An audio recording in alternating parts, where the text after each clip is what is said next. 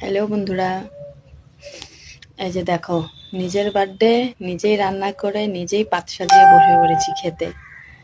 দেখাচ্ছি, দাঁড়া তোমাদেরকে কি কি করেছি। তোমাদেরকে তো বলেছি, এখন সাজিয়ে নিয়ে বসে পড়েছি খাওয়ার জন্য।